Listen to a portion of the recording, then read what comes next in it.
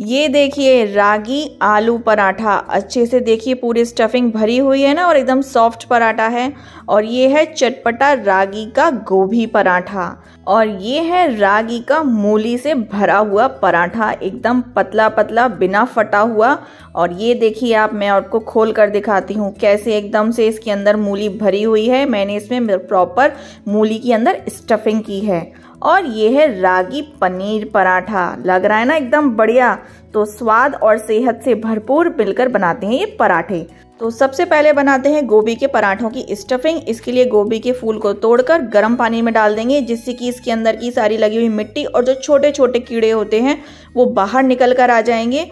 और फिर इन साफ किए हुए गोभी के फूलों को हम मिक्सी के जार में लेंगे। मिक्सी के जार में ही एकदम ये कद्दूकस की हुई जैसी ही गोभी तैयार हो जाती है, इसलिए इसे कद्दूकस करने की कोई ज़रूरत नहीं है। अब चटपटा सा इसका मसाला तैयार करेंगे। कढ़ाई में लेंगे हम थोड़ा सा सरसों का तेल, उसमें डालेंगे हींग और 1 छोटी चम्मच डालेंगे जीरा।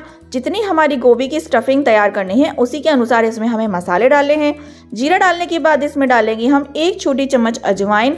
गोभी की जो नेचर होती है वो बादी करती है, तो आप अजवाइन जरूर डालें और इससे स्वाद भी बहुत बढ़िया आता है। फिर बारीक कटी हुई हरी मिर्च, थोड़ा सा कटा हुआ अदरक और थोड़ा सा धनिया पत्ती डालकर हल्दी पाउडर, लाल मिर्च पाउडर और धनिया पाउडर, और फिर ये कद्दूकस पिसी हुई गोभी डालकर इसे मिक्स करेंगे। उसके बाद थोड़ा सा गरम मसाला, थोड़ा सा चाट मसाला, थोड़ा सा अमचूर मसाला और थोड़ा सा भुने हुए जीरे का मसाला, थोड़ा सा काला नमक, थोड़ा सा सफ़ेद नमक और धनिया पत्ती डालकर मिक्स कर लेंगे। आप इसमें थोड़ा सा मैगी मसाला भी डाल सकते हैं, जिससे कि ये खाने में और भी बढ़िया लगेगा। और आप ये देख रहे हैं कितनी बढ़िया सी चटाकेदार हमारी गोभी की स्टफिंग तैयार हुई है। फ्लेम को बंद करके इसे ठंडा करेंगे और फिर पराठे बनाएंगे। अब बनाते हैं मूली का पराठा। तो सबसे पहले मूली को कद्दूकस कर लेंगे और इसे निचोड़ के इसका सारा पानी निकाल देंगे। पर मूली की खासियत होती है, ये जैसे ही नमक के कॉन्टेक्ट में आती है पानी छोड़ती है, तो हम इसमें डालेंगे खास इंग्रेडिएंट। तो सबसे पहले तैयार करेंगे इसका मसाला।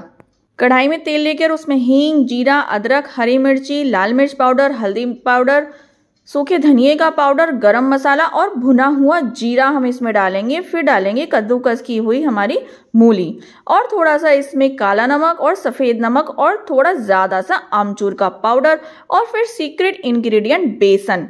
बेसन डालने से यह जो बेसन है वो मूली का पूरा एक्स्ट्रा पानी पी लेगा और जो हमारी स्टफिंग है वो एकदम टाइट बनकर तैयार होगी, जिससे कि पराठे बेलने में बिल्कुल भी कोई परेशानी नहीं होती है। ये आप देख रहे हैं ना कितनी बढ़िया सी स्टफिंग बनकर तैयार हुई है। और अब तैयार करेंगे रागी का आटा। तो नाप कर मैंने 1 कटोरी रागी का आटा लिया है आपको बताने के लिए, जिससे कि आपको कंफ्यूजन ना हो कि हमें आटा कितने पानी में लगाना है। और एक तरफ मैंने अंदाजे से पानी गर्म होने के लिए रख दिया है। तो जिस कटोरी से नाप के मैंने आटा लिया है ना, उसी कटोरी में मैं नाप कर ये खौलता हुआ गर्म पानी हमको लेना है, बिल्कुल भी गुनगुना पानी नहीं लेना है। और कभी भी आटे को डायरेक्ट पानी के अंदर नहीं डालना है, क्योंकि आटा मार्केट से हम लें या घर पर पिसाएं, आटा कभी पतला होता है कभी मोटा होता है, तो जिससे कि वो पानी भी अलग अलग तरीके से लेता है। अगर पतला आटा है तो वो कम पानी में गुथ जाएगा, और अगर वो मोटा पिसा हुआ आटा है तो उसको ज़्यादा पानी लगेगा। और रागी की क्वालिटी पे भी डिपेंड करता है कि वो कितने पानी में रागी का आटा मलकर तैयार होगा। क्योंकि हम इसे एकदम गर्म पानी में आटा गूंथ रहे हैं, इसलिए चम्मच का हम यहाँ पर यूज़ करेंगे, हाथ बिल्कुल भी नहीं लगाएंगे। और थोड़ा थोड़ा करके हम इसमें पानी डाल रहे हैं। और आप ये देख रहे हैं कि आटा ना आपस में पूरा बाइंड होने लगा है। और अब इसमें पानी डालना बंद कर देंगे, क्योंकि हम इसको जब ढककर रखेंगे ना तो जो अंदर ही अंदर भाप है उससे भी ये आटा नरम पड़ता है। इसलिए पानी आपको लगे कि इतना डालना है, उसे थोड़ा कम ही करके आप पहली बार अगर आटा लगा रहे हैं तो कम ही करके आप पानी डालिएगा, तो आपका एकदम परफेक्ट आटा बनकर तैयार होगा। और इस आटे को हम 10 मिनट के लिए ढककर रख देंगे। और आप ये देखिए 1 कटोरी रागी के आटे में मेरा आधा कटोरी से भी कम ही पानी इस्तेमाल हुआ है। तो आप ये अपने घर पर ट्राई करके देखिए कि आपका रागी का आटा कितना पानी लेता है। और क्योंकि मुझे स्टफ पराठे बनाने हैं, इसलिए मैं इसमें 1 छोटी चम्मच ऑयल डाल दूंगी आटे में, जिससे कि आटा चिकना हो जाए और पराठे बनाने में आसानी होगी। अब तैयार करते हैं पनीर के पराठों की स्टफिंग। कद्दूकस किया हुआ पनीर लेकर उसमें हरी मिर्ची, थोड़ा सा अदरक, धनिया पत्ती और काली मिर्च हम इसमें डालेंगे। इसमें आप स्पेशली कुटी हुई काली मिर्च डालें ना तो बहुत ही अच्छा स्वाद आता है। और थोड़ा सा लाल मिर्च का पाउडर और पुदीना हम इसमें डालेंगे। पुदीने से ना पनीर के पराठों का टेस्ट बहुत ही बढ़िया आता है। और काला नमक और सफ़ेद नमक और भुने हुए जीरे का पाउडर।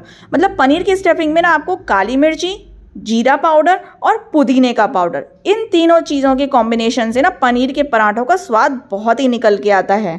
अब तैयार करते हैं आलू के पराठों की स्टफिंग। इसके लिए उबले हुए आलू लेकर उन्हें हम कद्दूकस कर लेंगे। फिर डालेंगे हींग थोड़ी ज़्यादा सी और 1 चम्मच कच्चा सरसों का तेल, क्योंकि इसी में ही देसी स्वाद निकल कर आएगा। फिर डालेंगे लाल मिर्च का पाउडर, धनिया पाउडर, भुने हुए जीरे का पाउडर, जीरा पाउडर, चाट मसाला, आमचूर मसाला और गरम मसाला का पाउडर, बारीक कटी हुई हरी मिर्ची, अदरक और खूब सारा हरा धनिया डालकर काला नमक, सफ़ेद नमक डालकर उसकी स्टफिंग तैयार करके रख देंगे। अब बनाते हैं हम अपना पहला पराठा। अब सबसे पहले हम बना रहे हैं मूली का पराठा, तो इसलिए हम लेंगे यहाँ पर पहले रागी का आटा। उसमें लगाएंगे हम रागी की ही परोठन और इसकी हम इस तरह से कटोरी बना लेंगे और इसमें हम लगाएंगे जो हमने मूली की स्टफिंग तैयार की है और इस तरह से इस पराठे को बंद कर देंगे। फिर इसमें परोठन लगाकर उसे हम हल्के हाथ से बेलेंगे, क्योंकि अगर आप टाइट हाथ से बेलेंगे ना तो पराठा चकले पर चिपक जाएगा। इसको हम हल्के हल्के हाथ से, और अगर बेलने में परेशानी हो रही हो तो आप इसमें परोठन लगा सकते हैं। पर जो रागी का आटे की खासियत होती है कि ये बहुत ही आराम से बेलता है, तो थोड़ी सी परोठन लगाकर हम इसको यहाँ पर बेलकर तैयार करेंगे। मोटा और पतला ये आप अपने अकॉर्डिंग रख सकते हैं। आप ये देखिए मैंने यहाँ पर कितना पतला मूली का पराठा बेलकर तैयार किया है। और अब हम इस पराठे को तवे पर सेक लेंगे। तवे पर हम पहले थोड़ा सा तेल लगा देंगे, फिर उसके बाद पराठे को डालेंगे। और देखिए रागी के पराठे का कलर ही थोड़ा डार्क सा होता है, तो ये एकदम से ना पता नहीं चलते हैं कि ये सिक गए हैं। तो आपको थोड़ा ध्यान से सेकना है, क्योंकि बहुत ज़्यादा आप सेकोगे ना तो ये जल जाएंगे। क्योंकि ये जैसे नॉर्मल उतना ही सेकना है जैसे हम गेहूं के पराठा सेकते हैं, ये उतने में ही सिक जाता है। और दोनों तरफ से तेल लगाकर अच्छे से दबा दबा कर आप इसको कुरकुरा होने तक सेक लीजिए। ये आप देखिए कितना बढ़िया मूली का पराठा एकदम पतला सा सिक कर तैयार हुआ है। मैं आपको इसको खोल कर दिखाती हूँ इसकी स्टफिंग। तो इसमें थोड़ी सी स्टफिंग ऊपर भी चिपक गई है और नीचे भी चिपक गई है, तो दोनों तरफ स्टफिंग इसमें स्प्रेड हो गई है। तो आप ये देखिए कितना बढ़िया एकदम कुरकुरा सा मूली का पराठा तैयार हो गया है। इसे आप चटनी के साथ, सब्जी के साथ इसे खाइए, बहुत ही मज़ा आ जाएगा। तो इस पराठे को आप एक बार अपने घर पर ज़रूर ट्राई कीजिएगा। अब हम बनाते हैं अपना दूसरा पराठा। तो उसी तरीके से मैंने यहाँ पर ये रागी के आटे की थोड़ी सी लोई ली है और इसकी कटोरी तैयार करके मैं यहाँ पर आलू की स्टफिंग रख रही हूँ। और उसी तरीके से हमको इसको बाइंड करना है, फोल्ड करना है और परोठन लगाकर, अगर आप फर्स्ट टाइम बना रहे हो ना तो आप थोड़ी ज़्यादा सी परोठन भी ले सकते हो, क्योंकि 1-2 बार बनाने में ना ये बड़े आराम से बनकर पराठे तैयार हो जाते हैं। वैसे तो रागी का आटा होता ही इतना बढ़िया है कि फर्स्ट टाइम में ही आपका एकदम बढ़िया सा पराठे बनकर तैयार होंगे। तो ये आप देखिए आलू के पराठे को भी मैं वैसे ही सेक ले रही हूँ जैसे मूली के पराठे को सेकते हैं। और क्योंकि इस पराठे को ना आप थोड़ा सा मुलायम भी सेकेंगे ना तो भी ये बहुत ही बढ़िया लगता है। ये आप देखिए कितनी बढ़िया सी स्टफिंग बनकर तैयार हुई है। और रागी के आटे की खास बात ये भी होती है कि इसके पराठे अगर आप सुबह भी बना के रख दोगे ना और रात को भी खाओगे तो भी ये उतने ही नरम मुलायम बने रहते हैं। ये बाकी ज्वार आटे की जैसे कड़क बिल्कुल भी नहीं होते हैं, एकदम नरम इसकी रोटियां या पराठे बनते हैं। अब हम तैयार कर रहे हैं हमारा पनीर का पराठा। तो उसी तरह से मैंने यहाँ पर उसकी कटोरी बना ली आटे की और उसमें पनीर की स्टफिंग भरकर, फिर इसमें मैंने यहाँ पर ऑयल लगाकर पराठे को मैं दोनों तरफ से पचाकर और फिर इसमें हम ऑयल लगाकर इसको अच्छे से कुरकुरा होने तक सेक लेंगे। ये आप देखिए कितना बढ़िया पनीर का पराठा भी बनकर तैयार हो गया है। मैं आपको इसकी स्टफिंग भी खोलकर दिखाती हूँ। ये देखिए कितना कुरकुरा है एकदम। तो ये हमारे ऊपर डिपेंड करता है कि हमको कुरकुरे पराठे खाने हैं या मुलायम खाने हैं। ये अभी बहुत ज़्यादा गर्म हो रहा है और ये आप देखिए कितनी बढ़िया सी इसमें स्टफिंग बनकर भरी हुई है अच्छे से। तो ये और एकदम हमने भी मसालेदार स्टफिंग बनाकर तैयार की है। इसमें जो पुदीने का फ्लेवर आएगा ना उससे आपको पनीर के पराठे खाने में ना मज़ा ही आ जाएगा। अब तैयार करते हैं अपना चटपटा गोभी का पराठा। तो उसी तरह से हम यहाँ पे रागी के आटे की गोली लेकर उसकी कटोरी बनाकर उसमें हम गोभी के पराठों की ढेर सारी स्टफिंग डालेंगे, क्योंकि जब स्टफिंग ज़्यादा होगी तभी मज़ा आएगा।